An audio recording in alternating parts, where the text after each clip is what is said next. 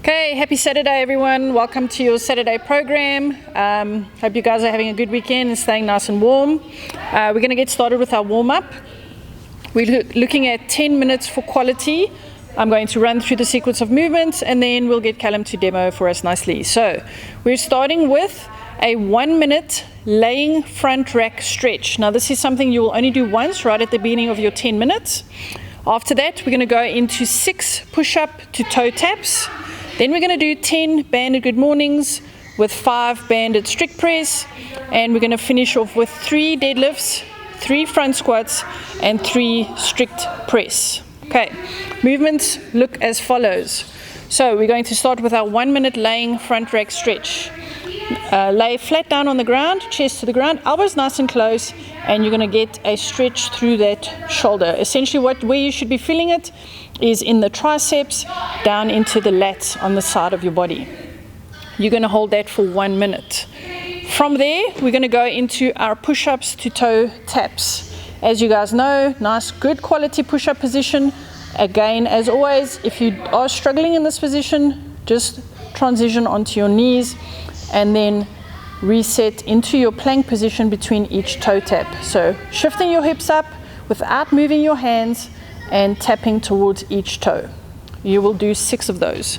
Then we're going to go into our 10 banded good mornings. So just getting that band around your feet. Make sure your feet are roughly shoulder width apart, band around your neck, soften the knee, hinge those hips backwards, keeping your chest nice and proud without rounding, and just going as low as those hamstrings are going to allow you. We're going to do 10 of those. Now we're going to go into 5 banded strict press. You're going to get the band around either your right or left foot. Get your hand through just like you're holding a dumbbell. From that position, we're going to press and lock out, make sure the arm is nice and straight and it's in line with your ear. We're going to do 5 on the one side and then we'll switch to the other side for the next 5. Then we're going to go into our weighted movements. So you will grab either your dumbbell, your kettlebell, or your odd object. We're going to start with 3 deadlifts. In that position, you're going to just go down to the ground in a deadlift, complete the movement. Please make sure, just like it applies if we're working with a barbell, those hips and shoulders are going to rise together at the same time. If you have a kettlebell, what you can do is you can set it up between your feet and you can use both hands on the top of the kettlebell dumbbell as well, and you can complete your deadlifts in that way. Thereafter, you're going to go into 3 front squats. You can either do 3 front squats per side or otherwise holding the dumbbell or your kettlebell in that front rack position and you complete your 3 front squats. Then we're going to go into 3 strict press. This will happen on each side. So you're going to just nice tight position, squeezing your tummy, squeezing your quads and your glutes and pressing out, keeping that elbow in that front position, and then you'll switch to the other arm and complete 3. After that, we're going to move back to the top, excluding the front rack stretch. So basically carrying on from the push-ups to toe taps, and you will just continue working through that for 10 minutes. Get that done and we will see you guys shortly for the skill transfer.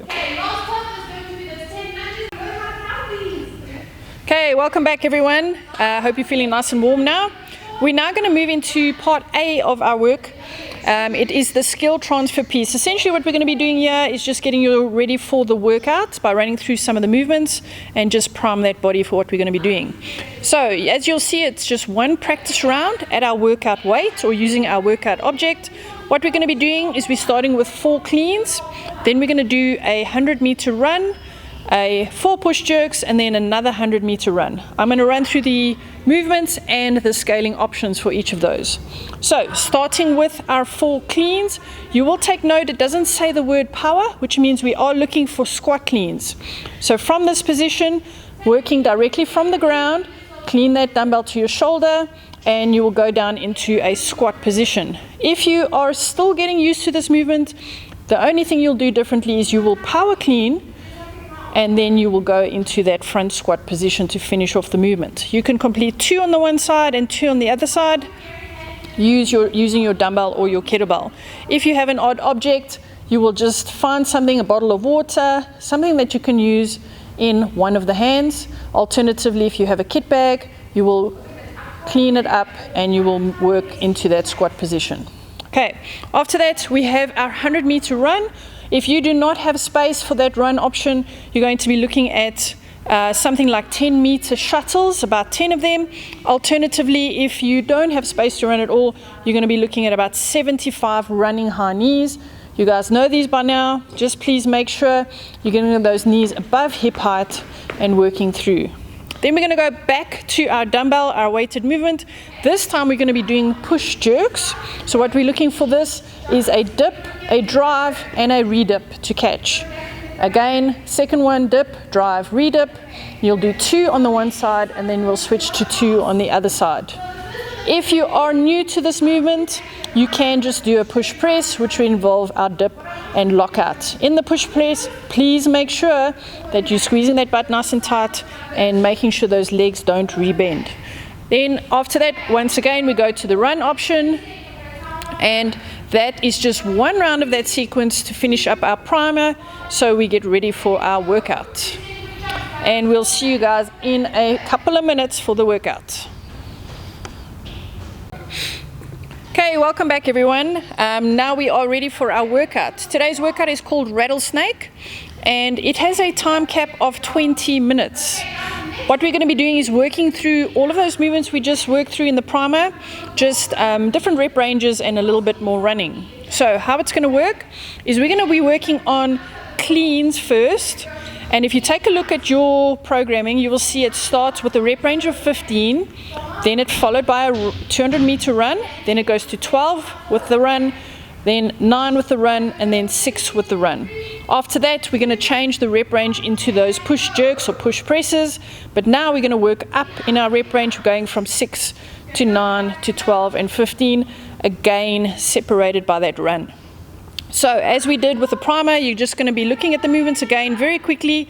So you would start your rep range on the 15. Now, understandably, we don't have an even number there. So try and get a format where you can try and evenly spread the workout between the 2 arms. So in the first round, you can possibly go 7 and 8 to get your 15.